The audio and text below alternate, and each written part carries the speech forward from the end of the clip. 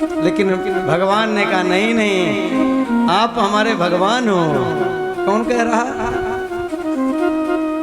किसके पति हैं? लक्ष्मी जी के पति हैं।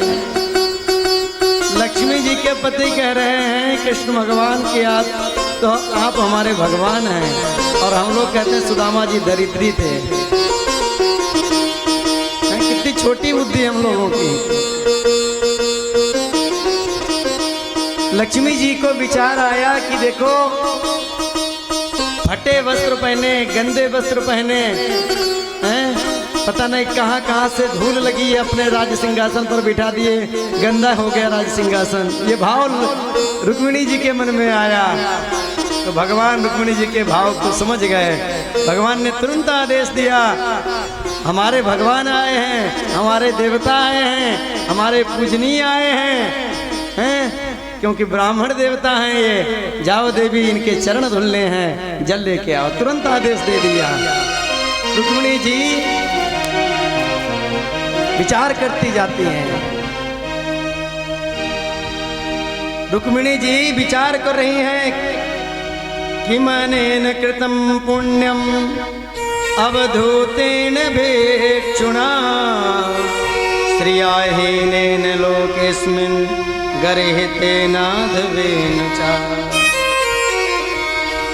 ये भिक्षुक को देखो, अवधूत को देखो, कितने बड़े पुण्य किए होंगे आज हमारे प्रभु, आज हमारे स्वामी अपने राज सिंहासन पर इसे बिठा के और कह रहे हैं कि हमारे ये भगवान है और हमसे जो मैं उनकी अर्धांगिनी लक्ष्मी हमको आदेश दे रहे हैं, जाओ ब्राह्मण देवता के चरण धुलने हैं, जाओ जल लेके आओ। जिसके चरण धुलने के लिए स्वयं लक्ष्मी जी को जाना पड़ रहा हो तो कोई साधारण हो सकता है? बोलो राधे राधे। इधर भगवान बैठ गए, ब्राह्मण देवता के चरणों में अपनी गोदी में रख लिया और अपने पीताम्बर से धीरे धीरे धूल वह मिट्टी झाड़ने लग गए। मिट्टी और धूल झाड़ने के बाद भगवान धीरे धीरे पैर भी दबाने लग गए। तो जहाँ पर पैर दबाते हैं तो सुदामा चीख पड़ते हैं। तो जैसे पैर में देखा तो एक कांटा नहीं महाराज, कांटों का जाला लगा हुआ है। इतने कांटे लगे हैं कि उनकी गिनती गणना नहीं करी जा सकती है। कांटा निकालते हैं तो रक्त निकलने लगता है, खून निकलने लगता है। तो भगवान आज इतना रोए हैं महाराज कि अपने अश्रु की धारा से ही ब्राह्मण देवता के चरण धुल दिए। ऐसे बेहाल बिमाइन सो पग कंटक जाल लगे पुनि जोए। हाय महादुख पायो सखा तुम आए तैन किते दिन खोए। देखी सुदामा की दीन दशा करुणा करके करुणा निधि रोए। पानी परात को हाथ छुओ नहीं, नैनन के जल सो पग धोए। प्रीतो विमुंचयन बिंदून नेत्राभ्याम पुष्करे क्षणा। भगवान इतना रोए कि अपने अश्रुओं से ही गंगा यमुना की धार बहने लगी और ब्राह्मण देवता के चरण धुल गए। रुक्मिणी जी जब लेके जल आई, उन्होंने देखा जल का काम ही समाप्त हो गया। तो रुक्मिणी जी खड़ी हैं, तो भगवान ने कहा खड़ी खड़ी क्या कर रही हो, हवा करो। तो रुक्मिणी जी पंखा लेकर के, पहले कूलर और एसी नहीं चलते थे महाराज, मंदिरों में भी पंखा लगे और रहते थे जिसे बेना हम लोग कहते हैं, बड़े बड़े पंखा वही। तो तुरंत रुक्मिणी जी पंखा करने लग गईं। दोनों मित्र ऐसे मिल रहे हैं, माने मिले रहे तो मिले कबू नहीं, मिले भी हैं तो मालूम होता है अब इसके बाद मिलन नहीं होगा, हैं जैसे हमारे जब प्राण छूटते हैं हम लोगों के, तो घर वाले ऐसे बिलखते हैं कि अब हमारे ही प्राण चले जाएंगे। रोते हैं कि नहीं? पत्नी ऐसा महाराज विलाप करती है, किसी का पति जब मर जाता है तो महाराज देखो ऐसे ही महाराज भगवान एक दूसरे से प्रेम बरसा रहे हैं। बोलो भक्त वत्सल भगवान की जय हो। भगवान तुरंत ब्राह्मण देवता को कहा अब प्रेम की बातें यहाँ नहीं होंगी, अब ब्राह्मण देवता हैं उनको भोजन पानी भी कराओ। आए हैं तो तुरंत ले जा करके अपने शयन कक्ष में विश्राम कराया, भोजन पानी करवाया, और जब विश्राम करने लग गए तो चरण दाबने लग गए। भगवान सुदामा के चरण दाबने लग गए तो भगवान ने सुदामा से कहा कि मित्र एक बात बताओ, हम लोग जब विद्यालय में पढ़ते थे तो तुम बाबा बैरागी बनने की बात ज़्यादा करते थे, तुमने विवाह किया कि नहीं? तो कहा भैया मैंने विवाह भी किया। तो भगवान श्री कृष्ण ने कहा अच्छा विवाह किया, अपने छोटे भैया को भूल गए हैं, विवाह में बुलाए नहीं? तो कहा कन्हैया तेरे पता हमको नहीं मालूम था कि कहाँ गया होगा तू, इसलिए मैं नहीं आ पाया कार्ड लेकर के तुम्हारे यहाँ। बोलो राधे राधे। तो कहा अच्छा एक बात बताओ कन्हैया तेरो विवाह हुआ कि ना है? तो कहा नहीं नहीं हमारा तो अब यहाँ विवाह पूछ रहे हो तो सीधे मिलवा ही देते हैं, हुआ है या नहीं? तो तुरंत सब पटरानियों से कहा, रानियों से, रुक्मिणी जी से आदेश दिया कि जाओ सबसे कहो कि ब्राह्मण देवता आए हैं, प्रणाम करके जाएं, आशीर्वाद लें। तुरंत सब प्रणाम करने आ गई। अब तो सुदामा जी आशीर्वाद देने लगे, सौभाग्यवती भव, पुत्रवती भव, धनवान भव, यशोवान भव। अब एक आई, दो आई, तीन आई, 100 आई, 50, 150, 200, तो अब तो आशीर्वाद धीरे धीरे कम हो गया महाराज। अब आशीर्वाद भव भव भव। अब जैसे 500 की गिनती पार हुई तो भव भव की आवाज भी बंद होने लगी। बाबा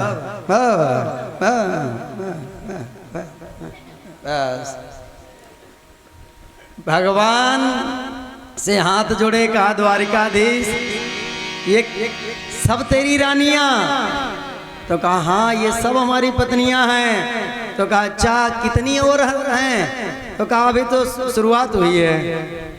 तो कहा तो कहाँ तक मैं आशीर्वाद, मैं तो बीमार पड़ जाऊंगा, इसलिए तू सबको पति और तेरी सब पत्नियां तो तू इकट्ठो आके हमको प्रणाम कर ले और मैं इकट्ठो सबरो आशीर्वाद तो को दे दूं हैं और फिर सबको बांट देना।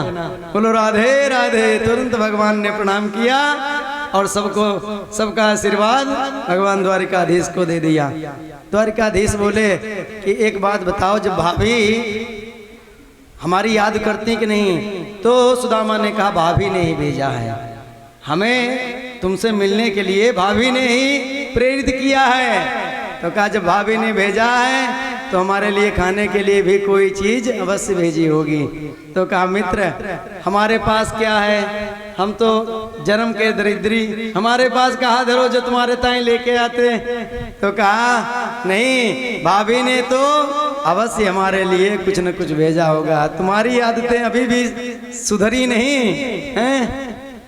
याद है हम लोग गए थे, हम पाठ भूल गए, तुम पाठ भूले थे तो हम भी भूल गए थे, गुरु जी ने दंड दिया था, हम लोग जंगल में गए थे और उस दिन वह ऐसी बारिश हुई कि रात भर बारिश होती रही और हम लोग एक पेड़ के नीचे बैठ कर रात भर बरसात में बैठे रहे और तुम ऊपर से संविधा तोड़ने के लिए गए थे। तो तुम्हारे दांत कटर कटर कैसे हो रहे थे उस समय। भगवान जब पूछने लगे कि दांत कटर, अब सुदामा जी को विचार आया कि हमारी तो ये दूसरी पोल पट्टी अपनी बहू रानियों के साथ सामने, इनके सामने हमारी सब पोल पट्टी खोल देगो। तो तुरंत कहा वो विद्यार्थी जीवन की बातें कुछ और थी, उसका आनंद ही कुछ और था। दोनों कृष्ण और सुदामा हंसने लगे। रुक्मिणी और पटरानी जितनी है उनकी समझ में कुछ नहीं आ रहा, इसमें हंसने वाली क्या बात, दांत कटकटा रहे थे इसमें अच्छा जब मित्र मिलते हैं बहुत दिनों के बाद तब यही सब बातें होती हैं, लेकिन पत्नी की समझ में कुछ नहीं आता है कि विद्यार्थी जीवन में क्या बात हो रही है, क्यों हंस रहे हैं ये लोग, समझ में नहीं आती। इसके बाद भगवान ने कहा कि एक बात बताओ मित्र, तुम्हारे पैर दाब रहे हैं, लेकिन जब से तुम आए हो अपनी बगल में क्या दबा रखे हो? तो कहा कुछ नहीं है। तो कहा कुछ नहीं कैसे है? तुम इसमें दबा कुछ जरूर है। तो कहा भैया इतनी दूर से चल के आए हैं पैदल पैदल, इसलिए दर्द यहाँ होने लगा। भगवान ने कहा अच्छा, तुम उतने टाइम से पैर फालतू में दबाए जा रहे थे, इसलिए लाओ इसमें दर्द है तो हाथ सही कर देते हैं दर्द। और भगवान ने एक झटके में हाथ सीधा किया, तो हाथ जब सीधा किया तो तुरंत वह पोटली नीचे गिरी।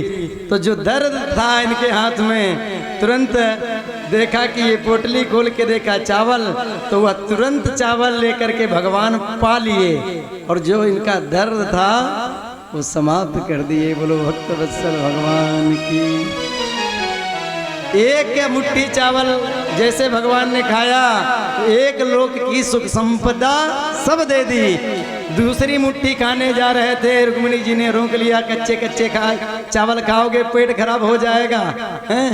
दूसरा भाव रुक्मिणी जी ने इसलिए रोका कि ब्राह्मण देवता के लाए हुए चावल हैं, प्रसाद हैं, इसलिए प्रसाद अकेले नहीं खाना चाहिए, सबको बांटो। अकेले अकेले का है, कहीं का भी प्रसाद हो पत्नी को जरूर दो भाई। हाँ, बोलो राधे राधे। भले तीर्थ में जाकर के तीर्थ यात्रा अपने आप कराओ, लेकिन प्रसाद तो कम से प्रसाद का हक तो पत्नी को बनता ही है। अकेले अकेले चावल ना खाओ, प्रसाद सबको दो। तीसरा भाव कि महाराज एक मुट्ठी चावल खाए, एक लोग की संपदा दे दी। अब क्या दूसरी मुट्ठी और तीसरी मुट्ठी सब चावल खाने के बाद अपने आप सुदामा बनना चाहते हो? बोलो राधे राधे। इसलिए मुट्ठी रोक ली और भगवान ने कुछ नहीं दिया, एक रात्रि ही रुके वहाँ। तो अब भगवान कहने लगे कि मेरी भाभी ने कुछ कहा हमारे लिए? तो कहा हाँ, एक संदेशा भेजा था। क्या कहा कि एक संदेशा यह भेजा था कि 1 मास 2 पाक में 2 एकादशी होए, मेरे घर गोपाल जीव नित्य एकादशी होए। तो भगवान ने तुरंत आशीर्वाद दे दिया सामने कुछ नहीं, होनी थी सो हो गई, अब नहीं ऐसी होए, भाभी तेरे भवन में नित्य द्वादशी होए। अब एकादशी नहीं होगी। और वो सुख संपदा सीधे भगवान ने ट्रांसफर कर दी। कैसे जानते हो? जैसे हमारे मोदी जी व्यवस्था किए, पहले लाइन में बैंक में लगना पड़ता था, पैसा निकालो या जमा करो, लेकिन मोदी जी ने ऐसी व्यवस्था कर दी कि यहाँ से लाखों रुपए महाराज 1 मिनट में ट्रांसफर। यहाँ से बम्बई भेजना हो 1 मिनट में पैसे पहुँच जाते हैं, विदेश में भी 1 मिनट में पैसे पहुँच जाते हैं। भगवान ने कुछ नहीं दिया सुदामा को, लेकिन सीधे ट्रांसफर कर दिया। बोलो राधे राधे। इसके बाद सुदामा जी जब चलने लगे, भगवान ने रोका नहीं। सुदामा जी अपने सुदामापुरी में आए तो सुदामा जी ने देखा कि यहाँ पर हमारी छोटी कुटिया पड़ी थी, यहाँ पर तो महल अटारी बने हैं। तो सुदामा महल को देख डरे, यहाँ तो थी मेरी छोटी झोपड़िया और कंचन महल खड़े हैं। अरे झोपड़िया चली गई कोई बात नहीं, किसी सेठ ने आकर के ये महल बनवा लिया होगा, लेकिन मेरी पंडिताइन कितकू गई, पंडिताइन भी चली गई। अरे वो मिल जाती, कम से कम कभी कभी भोजन तो मिल ही जाता था। तब तक एक आवाज सुनाई पड़ी, द्वारिकाधीश की, सुदामा जी महाराज की। सुदामा जी ने कहा यहाँ कोई सुदामा नाम का सेठ होगा, उसने ये महल बनवा लिया है। अब जैसे सुशीला ने देखा हमारे स्वामी आ गए हैं, तो तुरंत सोने की थाली में आरती सजा करके, मिष्ठान मेवा सजा करके पूजा करने के लिए पहुंची। और सुदामा जी विचार कर रहे हैं ये कोई मंदिर में पूजा करने के लिए जा रही होंगी। तो सुदामा जी साइड में हट गए तो तुरंत फिर उधर आ गई। सुदामा जी ने कहा देवी हमें क्यों परेशान कर रही हो? तो कहा अच्छा ऐसे मित्र से मिलवे गए कि मोए भूल गए। हमको ही भूल गए। अरे मैं तुम्हारी पंडिताइन सुशीला। अरे कहा तू सुशीला, तेरे दो दो चुटीला। अरे पहले सही से श्रृंगार भी नहीं कर पाती थी, अब तो तुम दो दो चुटीला और दास दासियां इतने हैं। अरे सुशीला तेरे दो दो चुटीला, इसलिए नहीं समझने में थोड़ी गड़बड़ी हो गई। तो कहा तुम्हारे द्वारिकाधीश का सब यह आशीर्वाद है। तब जा करके भगवान ने जब आशीर्वाद दिया तो सुदामा जी आशीर्वाद में वहीं रहने लगे और नाम पड़ गया उस पुरी का। जैसे द्वारिकापुरी ऐसे सुदामापुरी हो गया। बोलो भक्तवत्सल भगवान की, प्रभु आपकी कृपा से सब काम हो रहा है।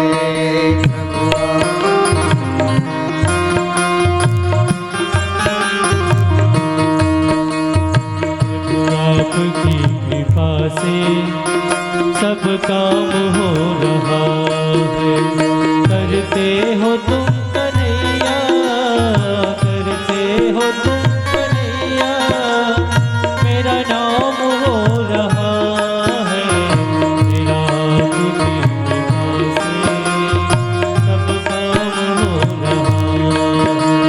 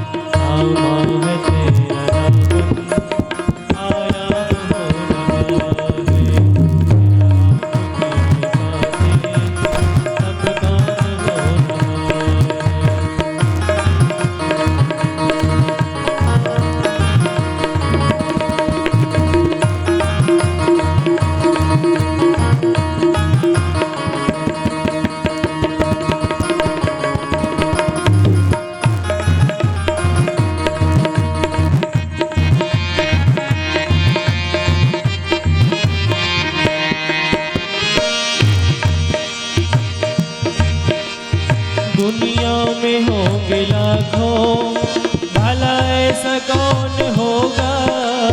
दुनिया में होंगे लाखों, भला ऐसा कौन होगा। तुझ जैसा बंदा परवर, भला ऐसा कौन होगा।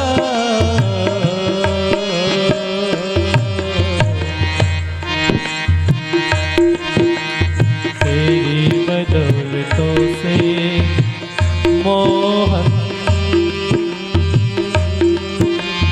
तेरी बदौलतों से सब काम हो रहा है। तेरी बदौलतों से सब काम हो रहा है। करते हो तुम कन्हैया, करते हो तुम कन्हैया, मेरा नाम हो रहा है।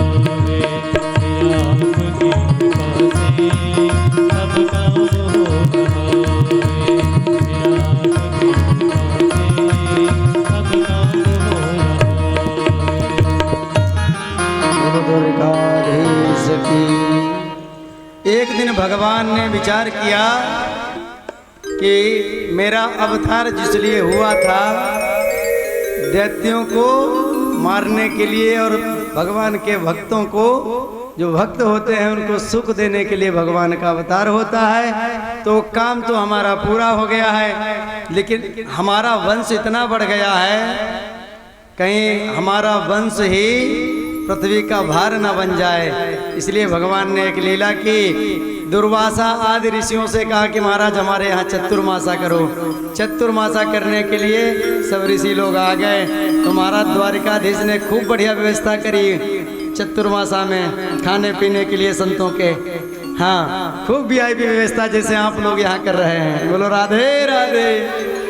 अब जब खूब मालपुआ बने तो भगवान के जो बच्चे हैं उन्होंने सोचा कि देखो मालपुआ खूब खाते हैं, करते कुछ नहीं, पड़े पड़े राम राम करते हैं, काम धंधा कुछ नहीं करते और मालपुआ खूब गटकाते हैं।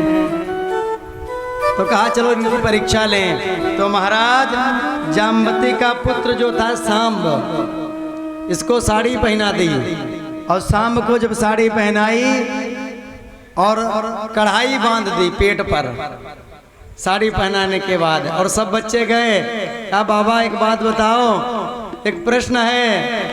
कहा कि हमारी भाभी के इस बार बेटा होगा कि बिटिया? तो महात्मा लोग आंख मीचे, अब उसमें ना बेटा दिखाई पड़े ना बिटिया, उसमें जो कढ़ाई बंधी है वही दिखाई पड़े। तो महात्माओं ने कहा जाओ, अरे कुछ नहीं होगा, चलो यहाँ से भागो यहाँ से। लेकिन एक बच्चा उसमें से बोला आता तो कुछ है नहीं, बताओगे क्या पड़े पड़े खाते रहते हो? अरे कुछ आता तभी तो बताते। उधर महाराज एक संत बैठे थे दुर्वासा मुनि, उन्होंने कहा आओ हम बताएंगे। तो सब आ गए।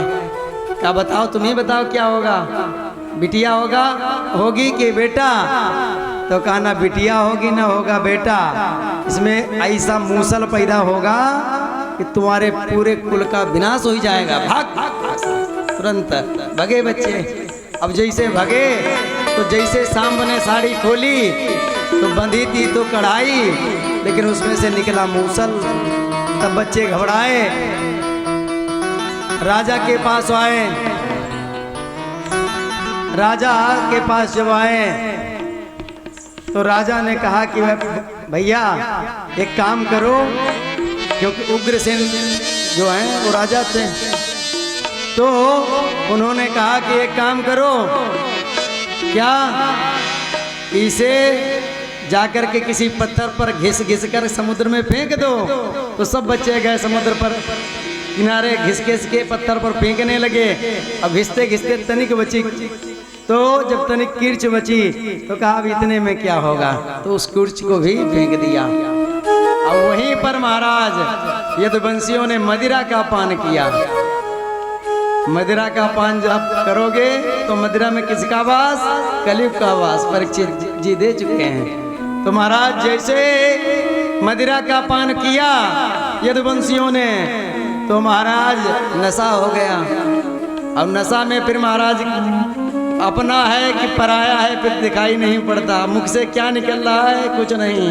अब महाराज एक दूसरे को गाली देने लगे। फिर महाराज जब गाली देने के बाद कुश्ती शुरू हो गई, भयानक युद्ध हुआ। महाराज एक दूसरे को मारने लगे, काटने लगे। वही एरका नाम की घास हुई, जब उसको घिसते थे उसके पानी से जो एक एरका नाम की घास पैदा हुई। अब उस घास को उखाड़ करके जिसको मार दे वही मर जाए महाराज। ऐसे 56 कोटि जो करोड़ यदुवंशी थे वह सब समाप्त हो गए। चतु पंचावशेषिता, 4-5 बचे भैया। अजीत भैया तुम ही सुनो, कितने बचे? कुछ लोग कहते यदुवंशी बचे नहीं थे, हमारे भैया यदुवंशी हैं अजीत भैया। तो बचे 4-5 बचे थे, और ना बचे थे तुम आज वीडियो नहीं बनाते यहाँ। बोलो राधे राधे। तो भगवान को अपनी कथा का वीडियो भी बनवाना था ना, अपनी लीलाओं का, अपनी कथाओं का वर्णन भी करवाना था। इसलिए यदुवंशियों को 4-5 चतु पंचावशेषिता 4-5 बच गए महाराज। बोलो राधे राधे। भगवान एक वृक्ष की छांव में लेटे हैं अपने पैर के ऊपर पैर करके लेटे हुए हैं। तब तक क्या हुआ, उधर एक मछली ने वह जो थोड़ा बचा था मूसल, तो उसको मछली ली गई। मछली को मछुआरे ने पकड़ा, उसमें से ये निकला मूसल का कील। तो मूसल की जब कील निकली महाराज, तो मछुआरे ने उसका बढ़िया बाण के ऊपर जो लगाया जाता है, लोहार ने बना के तैयार किया। और बहेलिया ने वह बाण खरीदा, और वो बहेलिया बाण ले जा करके मृग समझ करके भगवान के चरणों में एक मणि थी, चमक रही थी, मालूम हुआ कि मृग की आंख है। और बहेलिया ने बाण चलाया, तो वह बाण आकर के भगवान के चरणों में लग गया। बहेलिया आया कि मालूम होता मृग मर गया, तो जैसे आया तो भगवान चिक्कार कर रहे थे, बिलक रहे थे। तो बहेलिया ने देखा कि हमारे द्वारिकाधीश हैं। बहेलिया प्रार्थना करने लगा। भगवान ने कहा ये सब मेरी इच्छा से हुआ है, मैंने भी छुप कर रामावतार में तुझको मारा था। बाली को भगवान ने छुप के मारा था, क्योंकि उधार कुछ नहीं रहता, जैसा करोगे वैसा भरोगे। इसलिए कैसे कहते हैं, जैसी करनी तैसी भरनी।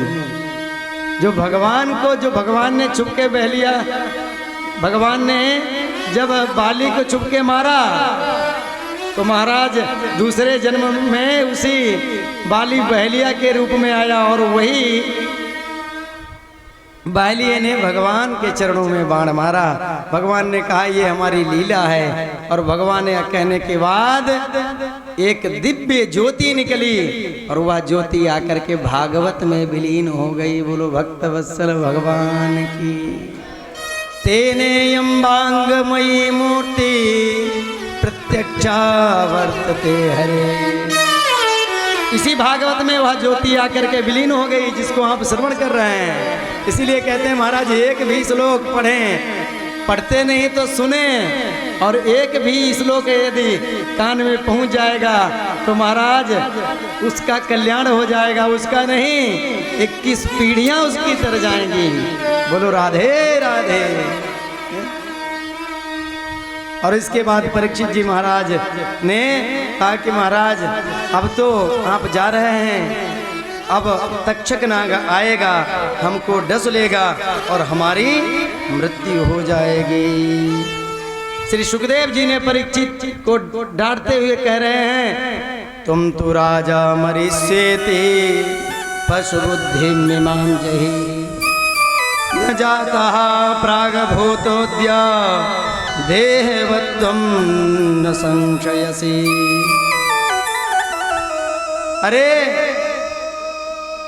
तू कह रहा है कि मैं मरूंगा, तू मैं को क्या समझ रहा है? ये नाशवान शरीर को मैं समझ रहा है, या शरीर नाशवान है या शरीर मरता है? जीव ना तो जन्म लेता है न मरता है, हैं? वो तो अजर अमर है। जीव का न तो जन्म होता है और न जीव मरता है।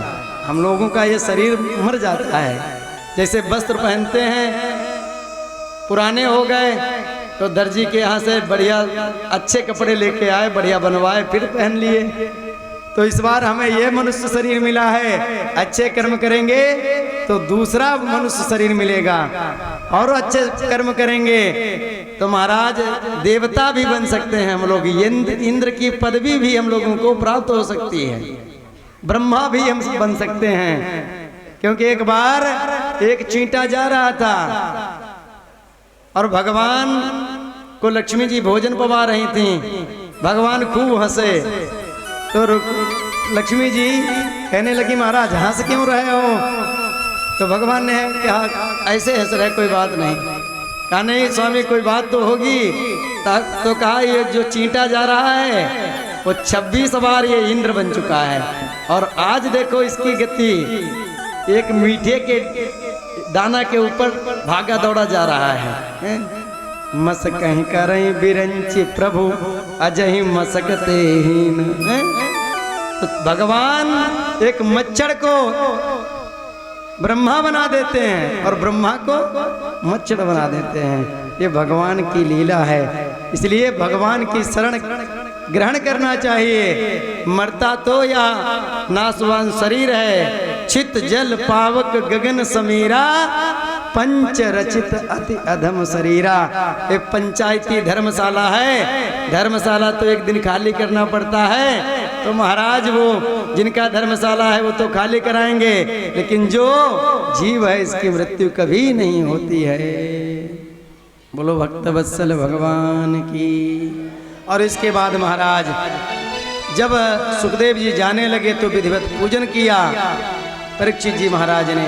और इसके बाद जब सुखदेव जी चले गए तो महाराज तक्षक नाग आया छद्म भेष में, फूल की माला, जब माला होते हैं माला पहनाने के लिए लोग आए परीक्षित जी को, उसी माला में छोटा सा भुनके का रूप बना करके तक्षक नाग आ गया। और तक्षक नाग जब आया तो जब उनके माला पहनाया गया तो छद्म वेश में आया और बड़ा रूप बना करके परीक्षित जी को डस लिया। लेकिन परीक्षित जी मन से तो भगवान के धाम को चले गए थे और तन जो था वह भस्म हो गया और परीक्षित जी की मुक्ति हो गई। बोलो भक्त वत्सल भगवान की जय। नैनम चिंदन्ति शस्त्राणि नैनम दहति पावकः, नैनम दहति पावकः। जन्मेजय जी को जब पता चला तो सर्वश्रेष्ठ यज्ञ करने लगे महाराज।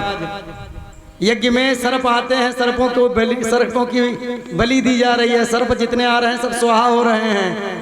तक्षक नाग जो था इंद्र की शरण में सिंहासन से मार फंदा बैठा, तो ब्राह्मणों से कहा कि तक्षक को भी बुलाओ, इतने सर्प आ रहे हैं, भस्म हो रहे हैं। तक्षक कहाँ गया? तो ब्राह्मणों ने मंत्र पढ़े तो तक्षक भी महाराज आने लगा।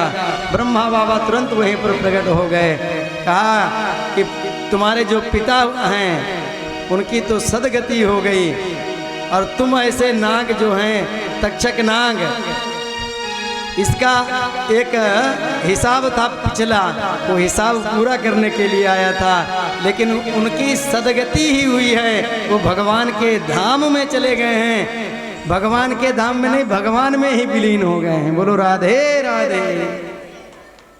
पहले मिट्टी होती है और मटका जब बनता है, कलश जब बनते हैं तो कलश किससे बनता है? मिट्टी से। आकार का हो जाता है कलश का, लेकिन फूटने के बाद वो क्या होती है? मिट्टी। पहले क्या थी? मिट्टी, और फूटने के बाद मिट्टी, तो बीच में कलश था। ऐसे ही या जीव जो है ईश्वर अंश, जीव अविनाशी, भगवान का ये अंश है, इसलिए इसकी मृत्यु नहीं होती है। बोलो भक्तवत्सल भगवान की। इस टूटी और फूटी बाणी से हमने जैसी कथा सुनाई आप लोगों को, क्योंकि कथावाचक कथा नहीं कह सकता। जैसे बांसुरी होती है, बांसुरी अपने आप नहीं बजती, जब तक उसमें फूंक नहीं मारी जाएगी तब तक बांसुरी बजने वाली नहीं। ऐसे वक्ता जब कथा व्यास मंच पर बैठता है तो कथा कहलवाने वाले, फूंक मारने वाले भगवान होते हैं। तभी तो कहा गया है व्यासाय विष्णु रूपाय, व्यास रूपाय विष्णवे। व्यास विष्णु का स्वरूप होता है, क्योंकि भगवान विष्णु हुई उससे कथा कहलवाते हैं। हम लोग सब कठपुतली हैं, जैसा भगवान करवाते हैं वही करते हैं। बोलो राधे राधे। तो तुदीयं वस्तु गोविंद तुभ्यमेव समर्पये, ग्रहण सम्मुखो त्वा प्रसीद परमेश्वर। और एक हमारा ये निजी भाव आज का है कि हम कथा नहीं कह रहे, कथा कौन कह रहा? जैसे आप लोगों ने सुना भगवान कृष्ण ने गोवर्धन को धारण किया, तो ब्रजवासियों ने कहा कि महाराज आप तो भगवान हो, आपने 7 दिन तक लगातार 7 रात्रि और 7 दिन तक गोवर्धन धारण किए रहे, आप तो भगवान हो, परमात्मा हो। तो भगवान ने कहा नहीं नहीं, कछु माखन को बल बढ़ो, कछु गोपन करी सहाय, श्री राधे जी की कृपा से मैंने गिरिवर लियो उठाए। राधा जी ने कृपा की और माखन का बल बढ़ा, इसलिए मैंने गिरवर को धारण कर लिया। तो ऐसे ही मैं जब कथा व्यास मंच पर बैठता हूँ तो खूब सज धज के आता हूँ, बढ़िया तिलक स्वरूप भगवान का पधराता हूँ। देखो इधर राम जी, इधर सीता जी, इधर राम जी, इधर लखन जी, ये जो सिंहासन होता है हनुमान जी, और बीच में सीता जी। हाँ, ये तिलक का भाव होता है। तिलक का काली दर्शन कर लो इस तिलक वैष्णव तिलक के, तो महाराज भगवान के दर्शन हो गए। बोलो राधे राधे। तो ये तिलक जो है सज धज के हम बढ़िया वस्त्र पहन के सब सज धज के आते हैं कि आप लोग बढ़िया देखते रहो जब हम कथा कहें। और जब देखोगे तो सब ब्रजवासी टुकुर टुकुर देखते रहे भगवान कृष्ण को, सबकी ताकत उनमें समा गई। ऐसे आप लोग जब हमको देखोगे तो आप लोग पुण्य और भाग्यशाली हो, भगवान के भक्त हो। तो आप लोग जब देखोगे, जब भगवान के भक्त देखेंगे तो आशीर्वाद ही निकलेगा। तो आप लोगों के आशीर्वाद से हमने आप लोगों को कथा श्रवण करा दी। बोलो राधे राधे।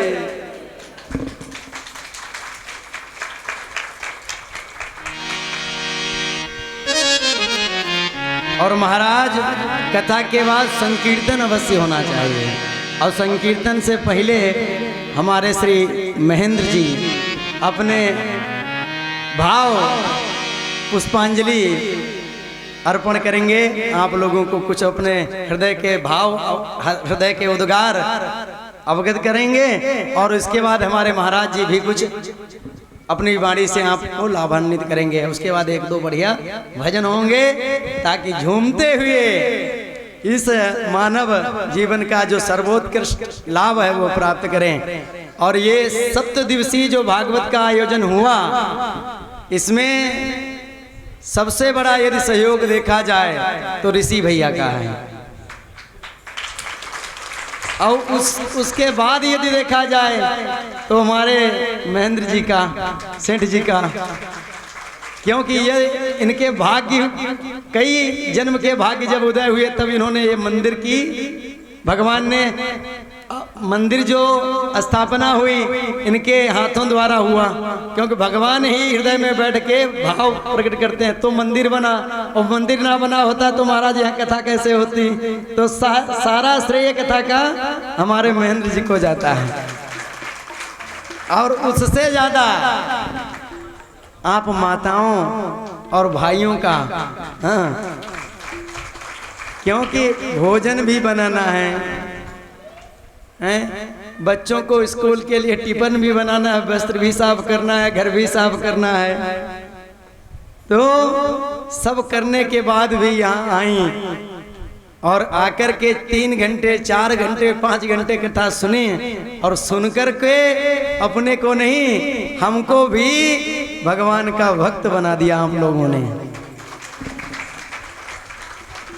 तो सबसे बड़े भाग्यशाली आप लोग भी हैं। और हम और भैया भी कह रहे थे, यहाँ के जितने भी इस आयोजन में जुड़े सब लोग कह रहे थे महाराज जी ऐसे ही हर वर्ष यह आयोजन होगा, हाँ, और यही डेट रहेगी, हाँ। और हमारे सेठ जी कह रहे थे कि महाराज यहाँ भक्त लोग आ नहीं पाते हैं, बाहर भी बैठे हैं, या तो बड़े प्रांगण में हो, तो अगली बार जब होगी तो हमारा प्लाट पड़ा है, तो उसी प्लाट में महाराज भगवान के उद्देश्य को मानते हुए कि मंदिर में ही कथा हो रही है, और यहाँ पूजन करने के बाद वही कथा होगी बढ़िया पांडाल लगा के, और वो भी वाटर प्रूफ पांडाल लगा करके, हाँ। तो इस तरीके से कथा होगी। तो सबका भाव है, हम तो विचार करके आए थे पता नहीं कैसे कथा होगी, कैसे लोग मिलेंगे वहाँ, लेकिन ये जब यहाँ कथा हुई तो हमारा पूरा मन संतुष्ट है कि हाँ ऐसे यदि कथा होती रही तो हमारा जीवन भी सार्थक है। क्योंकि हमारा एक ही उद्देश्य है, भगवान राम जी से भी भगवान भोले बाबा से भी प्रार्थना करते हैं कि महाराज हमसे महामृत्युंजय जप ना करवाओ। हालांकि वो भी भगवान का नाम है, लेकिन रुद्राभिषेक ना करवाओ। हालांकि सब भगवान के नाम है, भगवान की पूजा है, लेकिन जितना आनंद हमें कथा कहने में मिलता है, इतना आनंद महाराज किसी पूजा पाठ में नहीं मिलता। आप हमसे 10 घंटे लगातार अगर सुनने की इच्छा रखते हैं तो 10 घंटे, 12 घंटे, 15 घंटे एक आसन से बैठ करके कथा सुना सकते हैं, इसमें कोई दो राय नहीं है। हाँ, और आप लोग अगर जैसे संगीत वाले भैया को मन भर जाता है तो दूसरे 3, 4, 5 संगीत वाले लगा दो, ये थक जाए दूसरे को। लेकिन ये कृपा हमारी नहीं है, ये शक्ति कौन देते हैं? ये हमारा कुछ नहीं, शरीर ही नहीं हमारा, हम तो राम जी के हैं। हम राम जी के, राम जी हमारे हैं। हम राम जी के, राम जी हमारे हैं।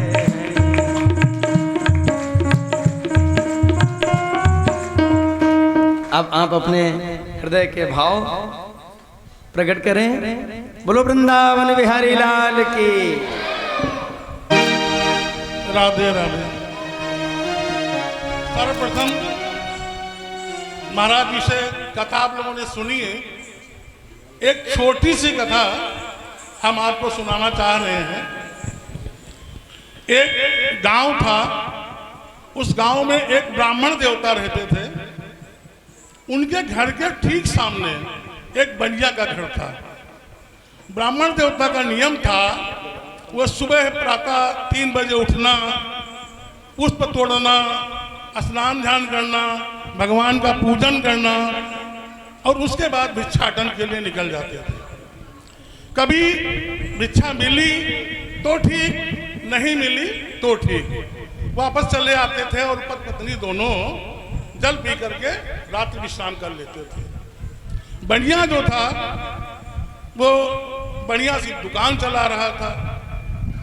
झूठ, मक्कारी, बेईमानी, हर तरीके से वो धन कमा रहा था।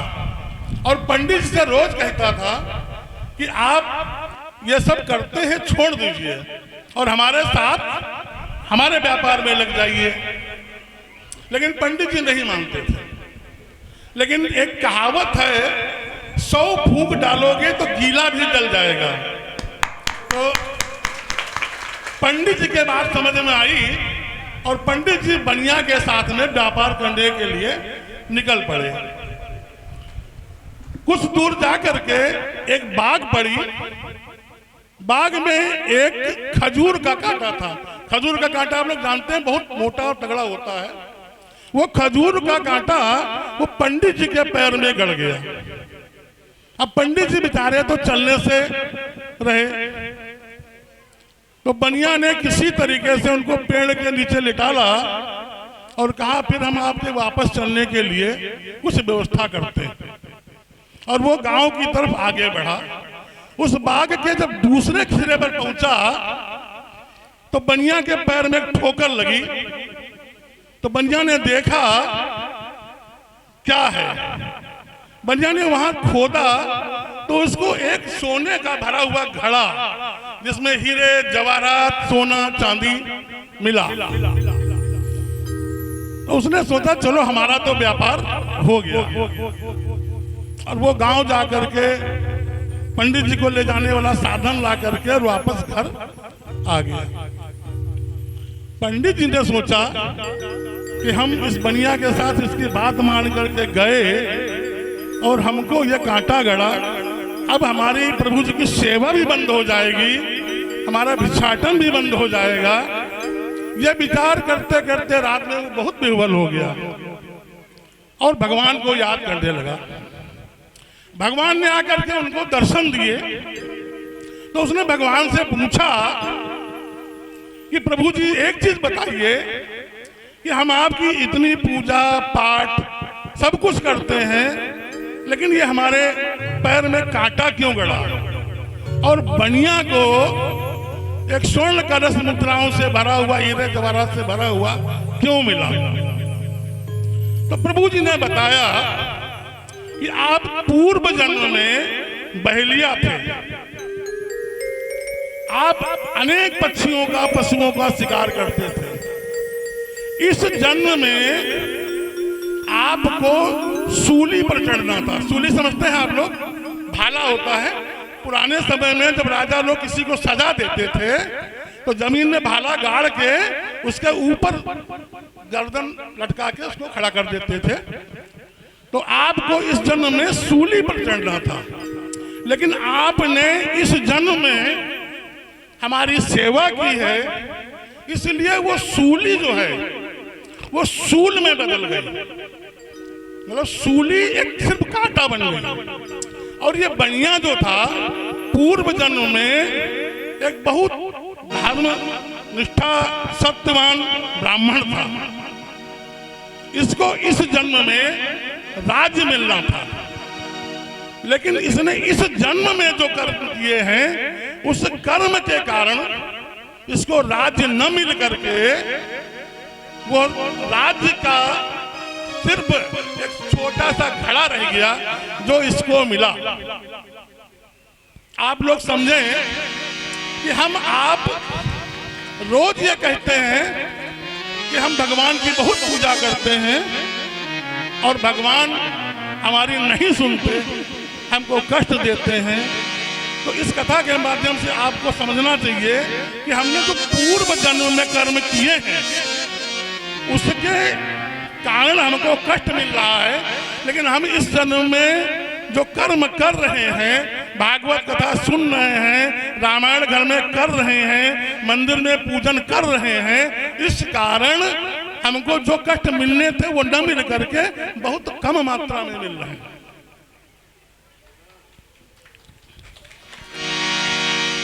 अब हम सर्वप्रथम जिसके कारण आज आप लोग बैठ करके यहाँ कथा सुन रहे हैं उसको धन्यवाद देना चाहेंगे।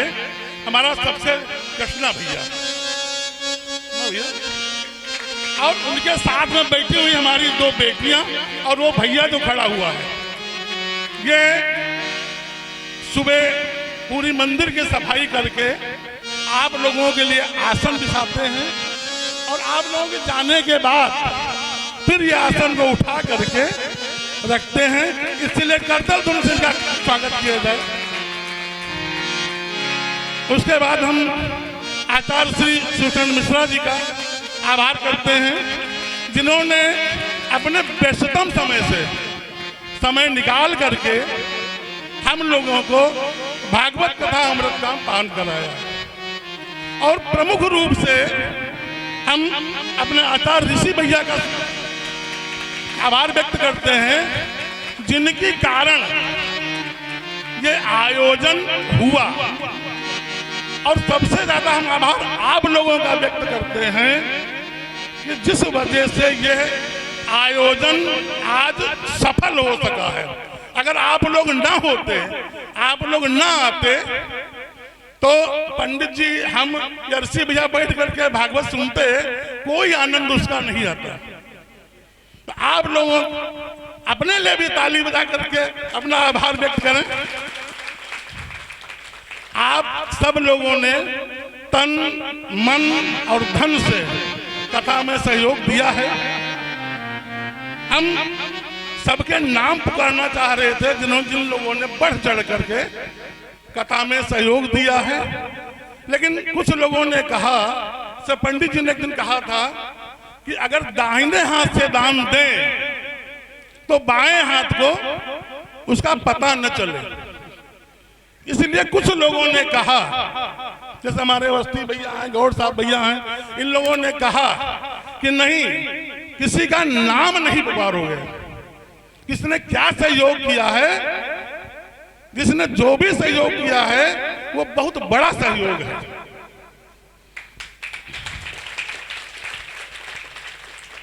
और आप सब लोगों से निवेदन है ये कि कल हवन होगा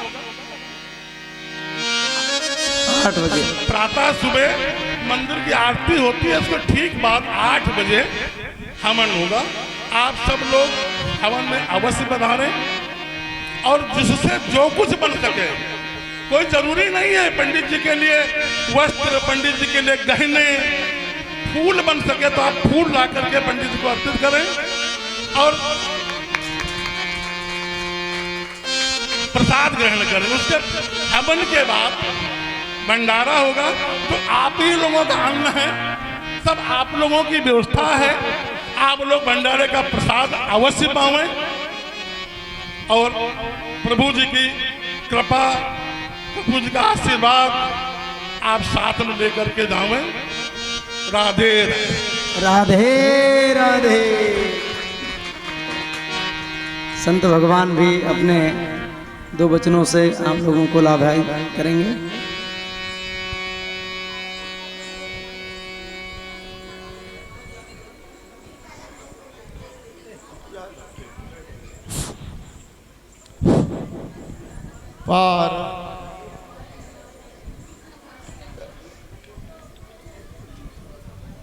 पार ब्रह्म परमेश्वर सगुन रूप सिया राम, भागवत सुनने जो भी आए सबको सीताराम, सबको सीताराम।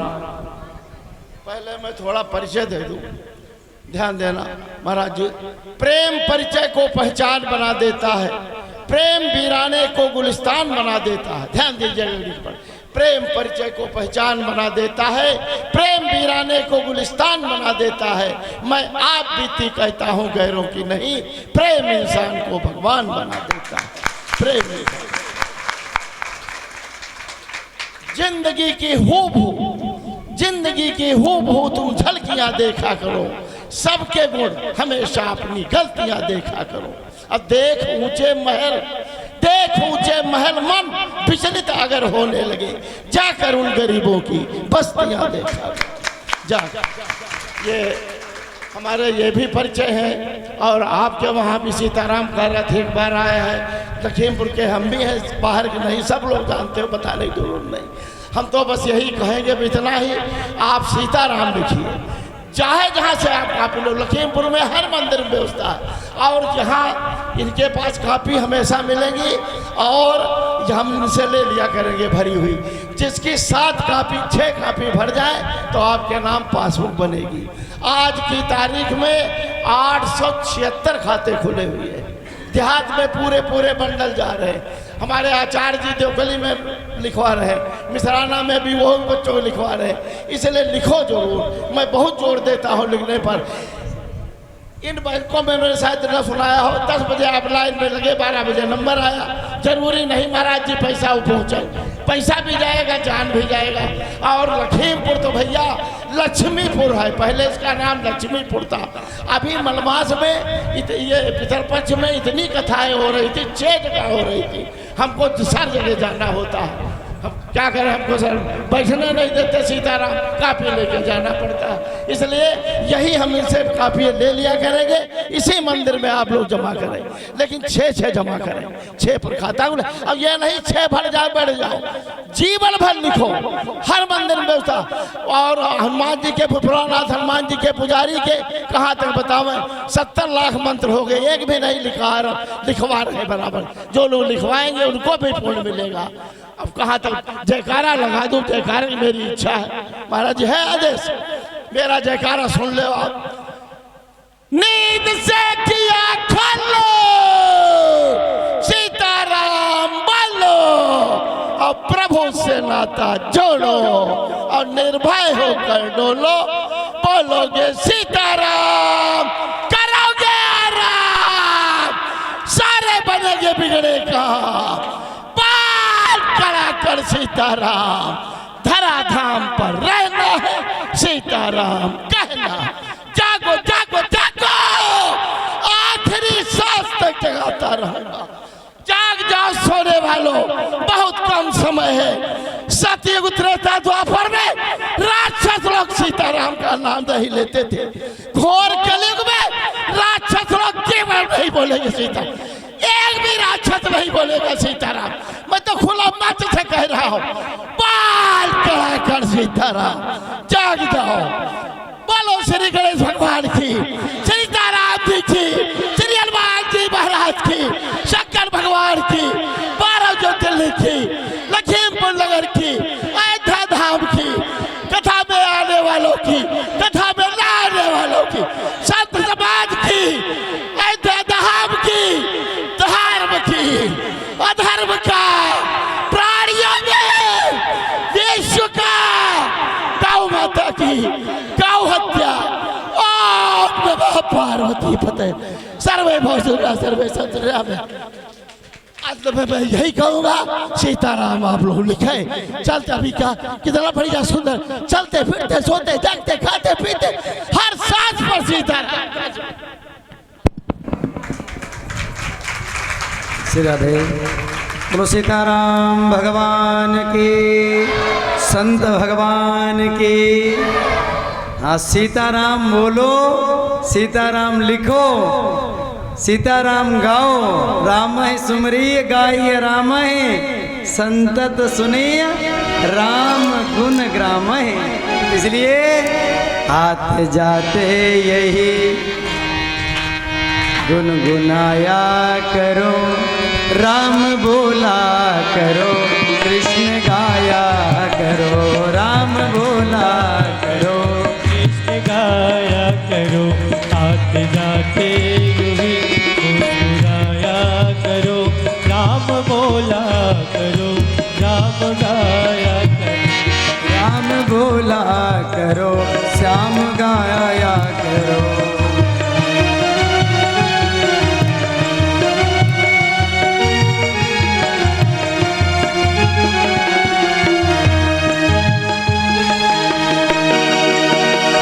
सीताराम राम राम, सीताराम राम राम, सीताराम राम राम सीताराम राम राम, सीताराम राम राम, सीताराम राम राम, सीताराम राम राम सीताराम राम राम, सीताराम हनुमान, सीताराम हनुमान, सीताराम हनुमान, सीताराम हनुमान, सीताराम हनुमान, सीताराम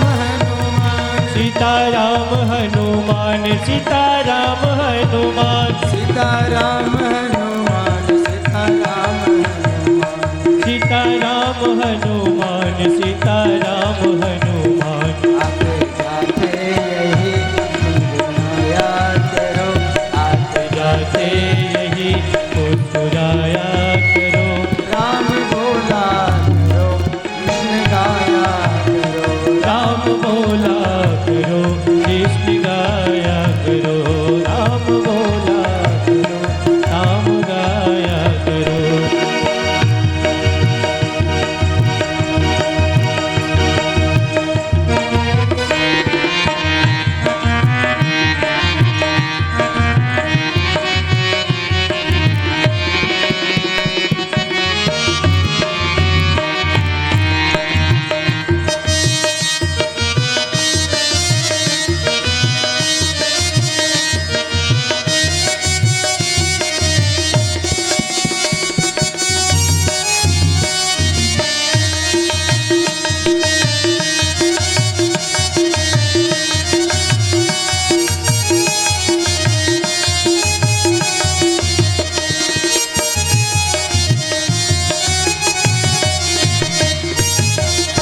रिश्ता रखते हो जैसे तुम संसार से, रिश्ता रखते हो जैसे तुम संसार से, रिश्ता रखते हो जैसे तुम संसार से, रिश्ता रखते हो जैसे तुम संसार से, मोह बंधन बंधा है जैसे परिवार से, मोह बंधन बंधा हो जैसे परिवार से, थोड़ा उनसे भी रिश्ता निभाया करो, थोड़ा उनसे भी रिश्ता निभाया करो, राम बोला करो, कृष्ण गाया करो, राम बोला करो, कृष्ण गाया करो, राम बोला करो, कृष्ण गाया करो, राम बोला करो, कृष्ण गाया करो। सीताराम राम राम, राजा राम राम राम, सीताराम राम राम, राजा राम राम राम, सीताराम राम राम, राजा राम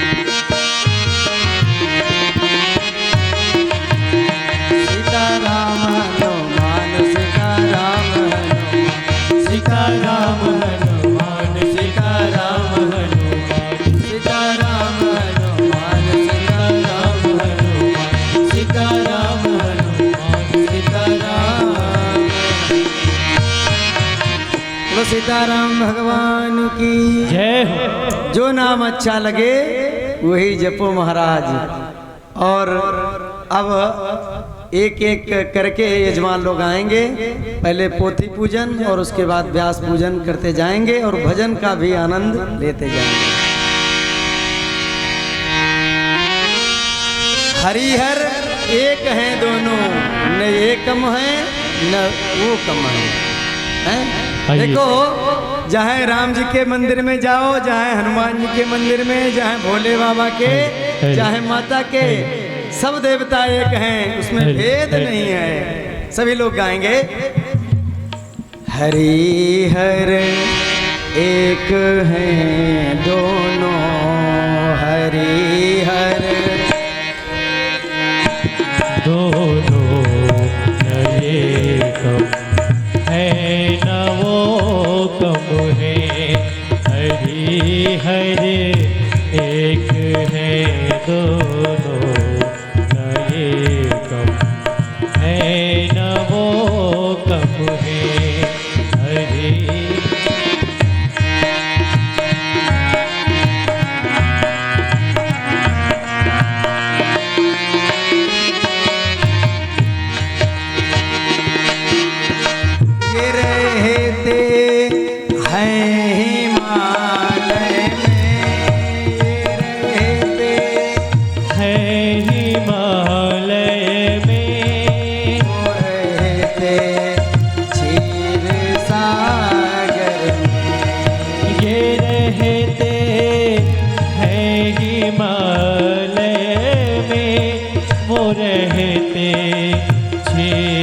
सागर में। ससुर घर दोनों रहते हैं, ससुर घर दोनों रहते हैं। नए कम है न वो कम है।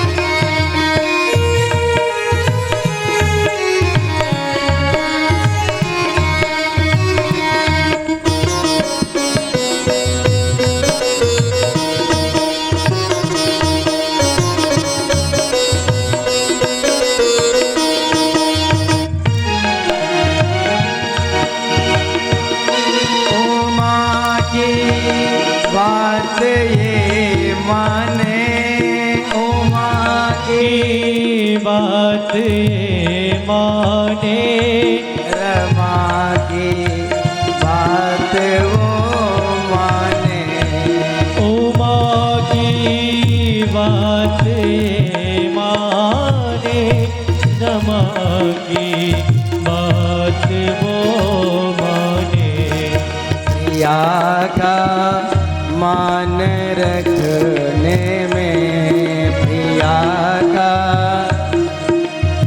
रखने में। नए कम है न वो कम है। प्रिया का मान रखने में।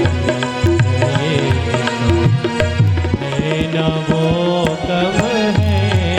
हरि हर एक है दोनों,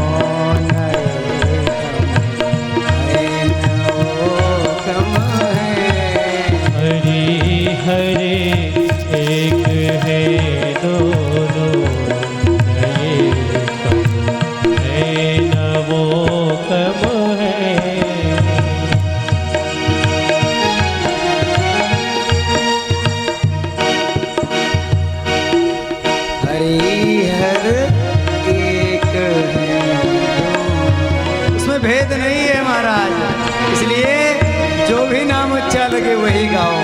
बोलो शंकर भगवान की। जय हो। सभी लोग आइए, न बड़ा ही खड़े हों। सुंदर सा भाव सभी वक्त मीठी मीठी एक तालियों एक के साथ करके गुनगुनाएंगे। आएंगे सभी लोग। अजीत भैया थोड़ा आगे आ जाओ आप बीच। सबका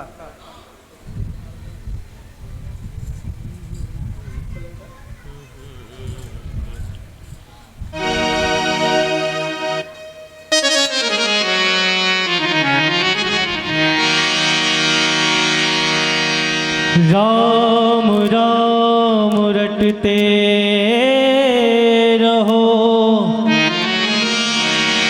जब तक घट में प्राण, कभी तो दीन दयाल के भनक पड़ेगी कान।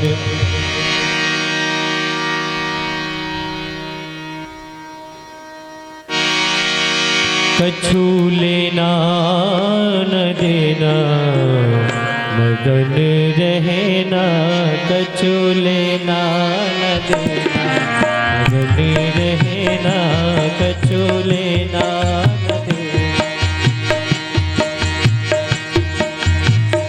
राम नाम की झोपड़ी, पापी के 10 गाँव, आग लगे उस गाँव को जहाँ राम को नहीं नाम। कछु लेना न देना, मगन रहना, कछु लेना न देना, मगन रहना। बड़ा ही सुंदर सा भाव है।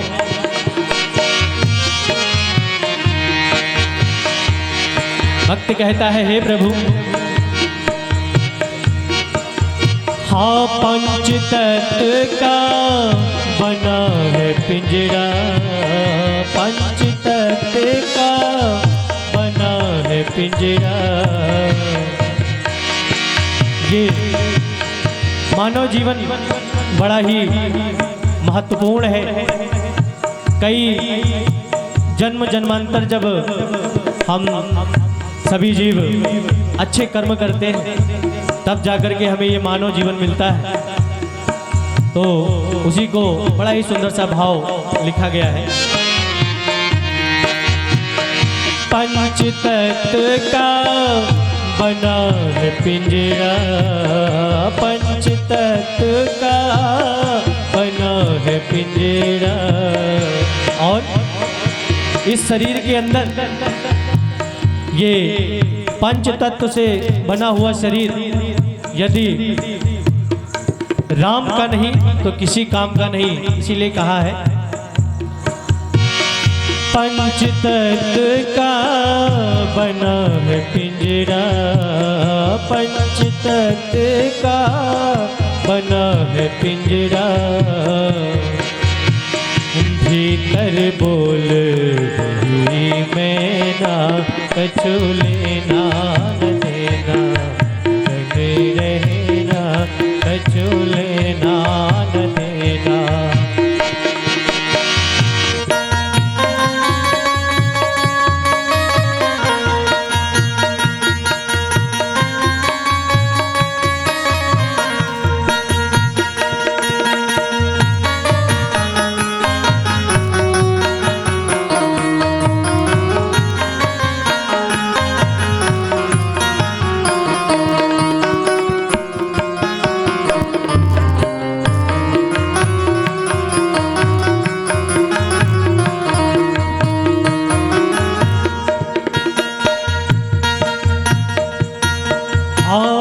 राम नाम के आलसी, भोजन के होशियार, तुलसी ऐसे नरन को बार बार धिक्कार। कछु लेना न देना, मगन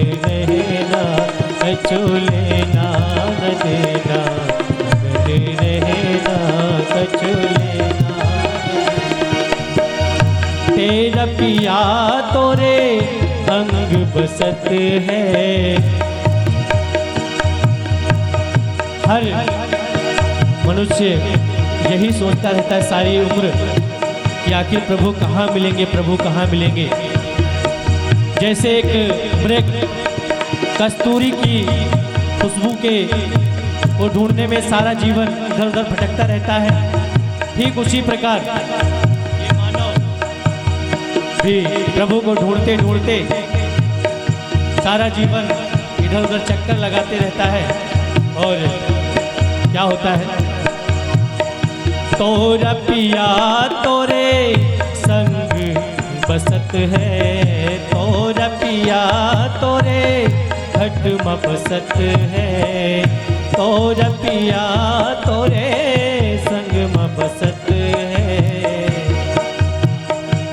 अब तो देखो सखी खोल के अचूले नान देना रहना, अचूले नान देना रहना।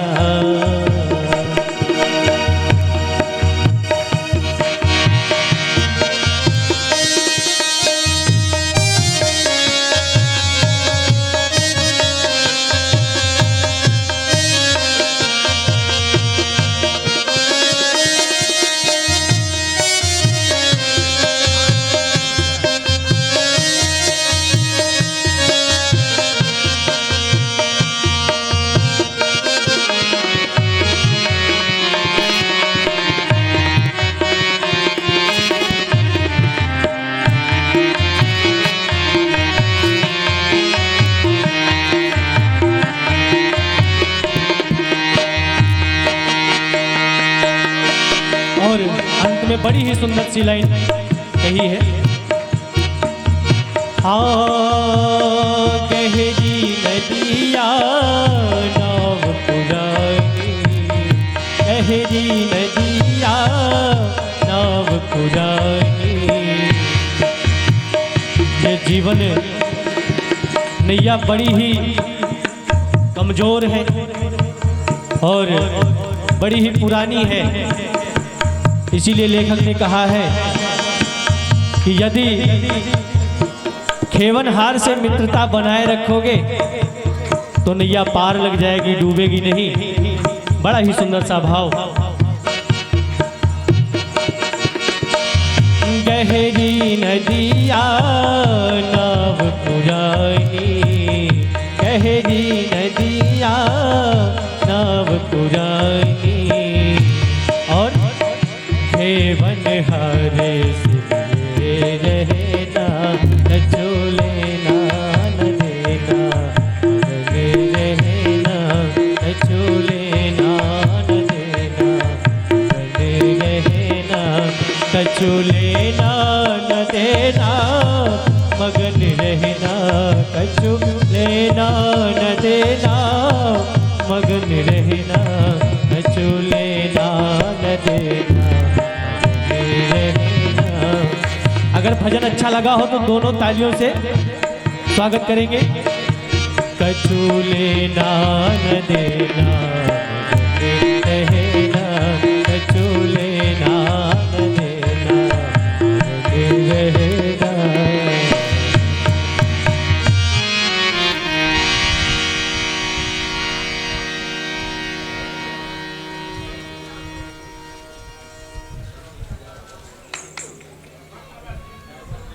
बोलो सीताराम भगवान की।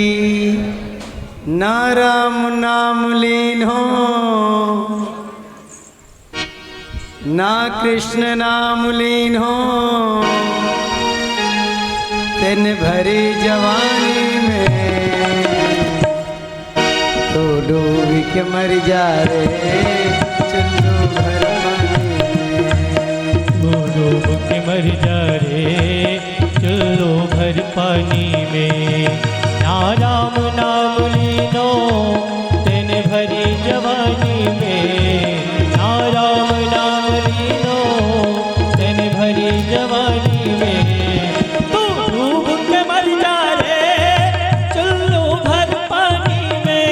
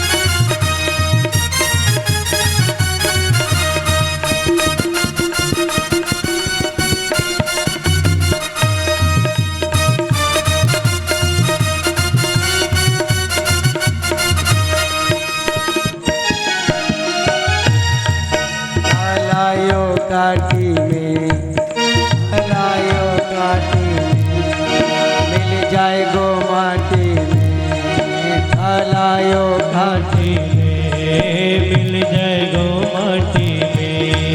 एक दिन काया तेरी बस जाएगी माटी में, एक दिन काया तेरी मिल जाएगी माटी में। माटी को बबूला है, माटी को बबूला है, पानी को बबूला है, माटी को बबूला है, मिल जाए गो पानी में, तो डूब के मर जा रे चुल्लू भर पानी, तू डूब के मर जा रे चलो भर पानी। तालियों की सेवा करते हुए बड़े भाव से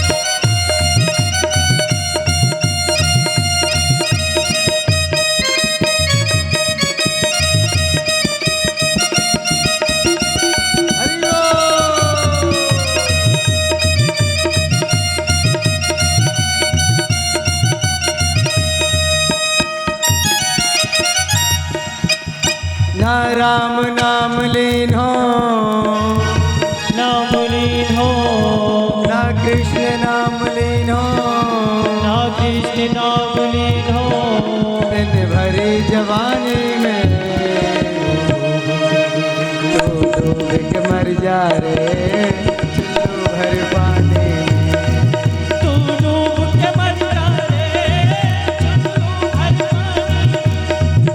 तो डूब के मर जा रे चुल्लू भर पानी में, तो डूब के मर जा रे।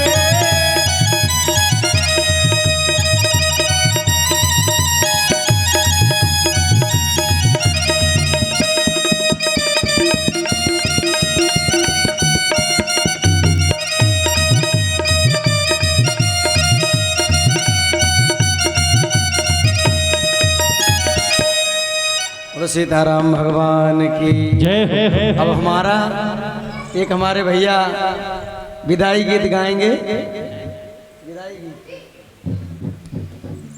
और उसके बाद आरती, आरती के बाद प्रसाद, और कल हवन में अधिक से अधिक संख्या में आए, यज्ञ नारायण भगवान के दर्शन कर और हवन कर और प्रसाद प्राप्त कर। चलो कथा में नहीं आए कोई बात नहीं, हवन में आओ, यदि हवन में भी नहीं आओगे तब भी कोई बात नहीं, लेकिन प्रसाद पाने सब लोग आना। बोलो राधे राधे। हाँ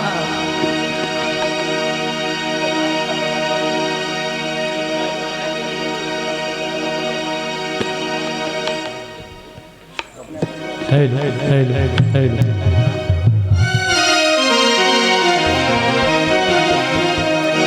और आप सभी भक्तजनों से एक छोटी सी विनती और यही विदाई गीत होगा।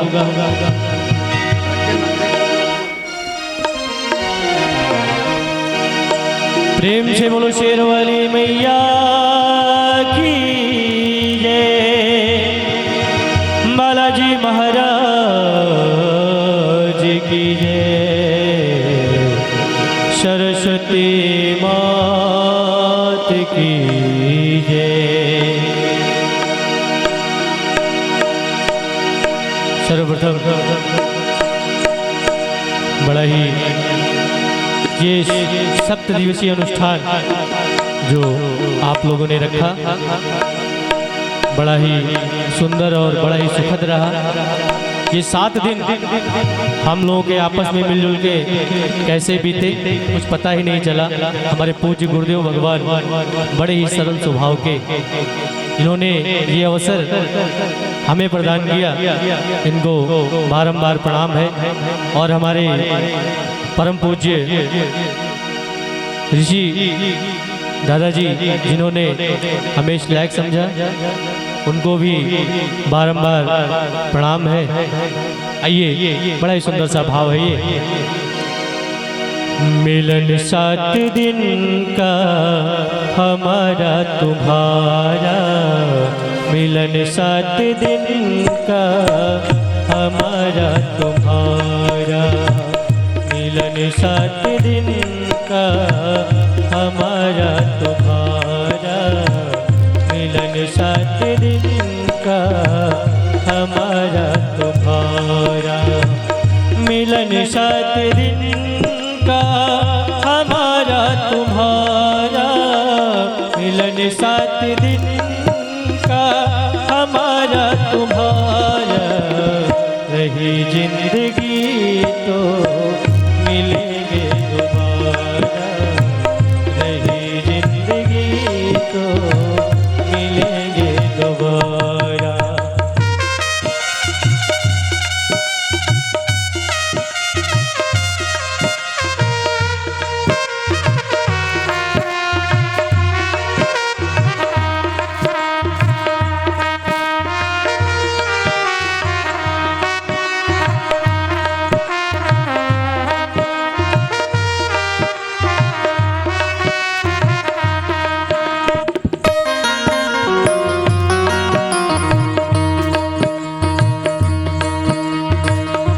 मात पिता भाई बहना, मात पिता भाई बहना, सत्संग में तुम जाते रहना, सत्संग में तुम जाते रहना, यही आपसे कहना हमारा, यही आपसे कहना हमारा।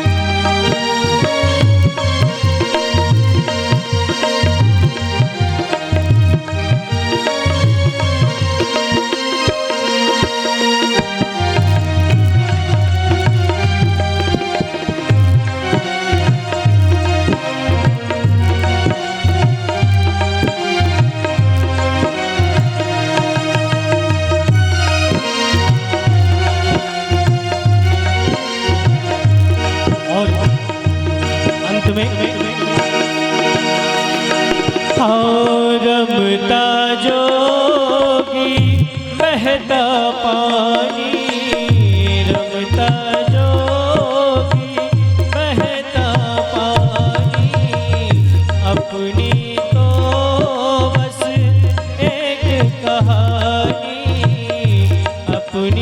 तो बस